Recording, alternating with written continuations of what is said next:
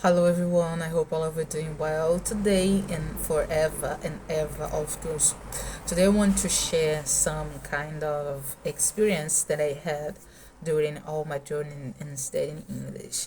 And of course, I think this can be useful to all of you who just studying right now from the beginning and trying to become fluent. First, I want you to understand that what it means to you be fluent and what is exactly your main goals to become a fluent in English. Is it for business or is it for your daily conversation or what you mean to be fluent? Of course, we all who are foreign people who wants to study English are not really that fluent as native speaker. Of course not. Maybe we can approximately be like them, but we need to remember that we're not native speaker. So we all know always, and it's a language, okay? Language we have to learn every day. We always gonna have something that we need to learn and improve it. And this is language, especially in your language too, in my language too, in our language. And I believe that, okay, I believe that you're always going to learning. If you are studying for becoming English teacher as well, you need to learning every day, and the process of learning never change. You woke up and you have to searching for new idioms. You need to search for a new vocabulary. This is about to become fluent. For me, to become fluent in English is to be able to communicate. However, no matter how you communicate, of course, you need to be polite and as you are talking, but it's come from education, not come from, I mean, communication. Of course, communication and education both are, no, it's the same level. No, both needs to be improved, but I'm not talking about it. Okay, I'm not going to deeply in education.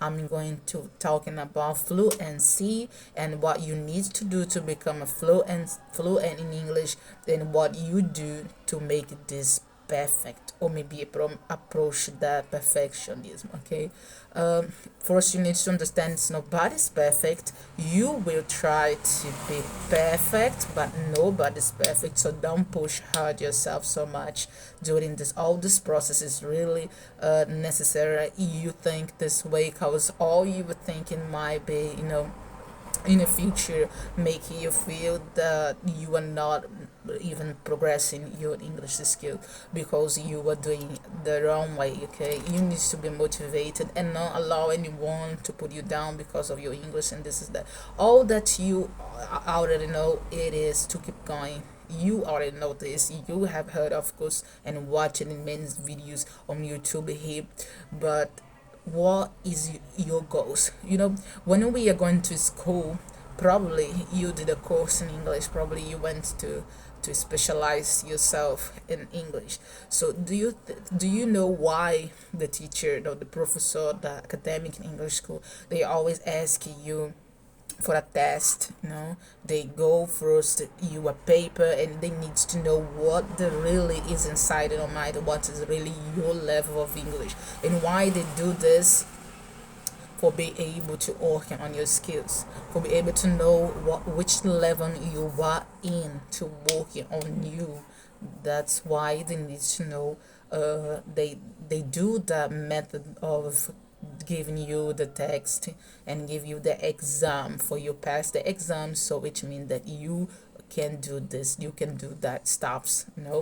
But I don't believe it's so much in some exam, because you can do exam today and maybe tomorrow you can do bad is exam. Okay, so I don't think this can be really define, your level of English or your level of communication or whatever by just paper and doing exam. I don't think this, but what I think is you can show your level of English, maybe during a conversation with somebody, or both of them. Maybe of course you need as well to know your grammar.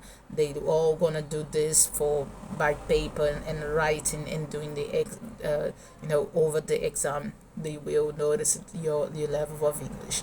Okay, but why you study English, for what you study English, this is my questions, because it leads me to understand that you need to know for what you need your English, for you focus on your vocabulary, for you know that your goals, what you are going to if you want only to communicate for business, you really needs to have vocabulary for business. And if you want to communicate only for conversations, you really needs to focus on daily basic conversation. This is my point of view. And study a language, guys. When you study a language, people think that you know everything just because you are fluent in English, but it doesn't mean you are fluent in English you can do such stuff. You can do a differently kind of job just because you know English, right? You have to specialize yourself in some specific area for you become whatever positions you need. You understand my point? So this is what I'm saying right now. You need to specialize what you're going to drive it on your skills. You want to build a business, so you need to improve your English for business. You need to improve English for conversation or only for travel, because we need to have these directions before to start to learn English. This is a really good and first step. You need to know yourself. I like English, I like to talk in English, I like the way you talk too, but you need to understand why. This is a good question. Why I'm studying English, for what I'm studying English, and what the directions I want, what I want with this, what I want with the English. Okay, because if you are want for business, of course, vocabulary for English, vocabulary for business. You need to know this. For example, I'm trying. I left my previous job, and I'm going to go, for another job right now. I'm on the maybe I'm going to have a new different stuffs, and it's different. Everything it's different for me, and I will have to study in a specific area as well, in a specific vocabulary that I will need to daily to deal with in English. It's not because I am fluent, it doesn't mean that I know everything. Alright, guys? Even native speaker don't know everything. So this is really something that you need to put in your mind. Native speaker don't know everything. No one knows everything, and you were born without knowledge. Okay, we are human being, and we are like a glass. A cup of glass. You need to put it in. No, to put in until you overflow, until you get that knowledge enough to be able to use it. This is what I think. Then I'm just sharing that what I think right now, because I know I've seen so much videos on YouTube, but they don't tell you why you need, for what you need, for you specialize in some kind of some kind of English.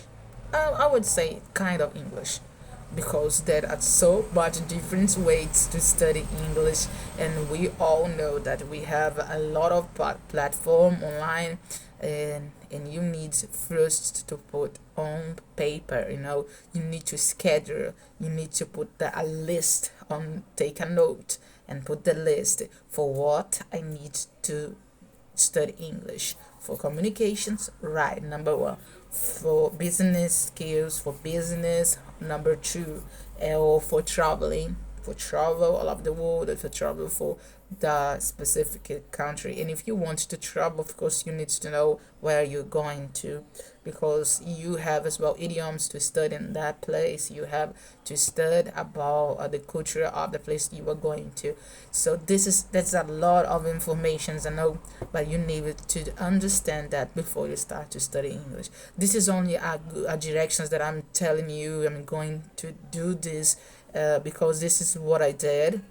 my English was my English was before really basic, and I only started to learn English only for play my guitar and to talk and have a good conversation, this and that. And for now, I have a business. I have a business. I'm part of the team right now, and I need to improve my English in this area. Nobody perfect. Communication is the key to achieve at least this level of perfectionism. We are not perfect. Nobody's perfect. Communication is the way that make all difference in the world.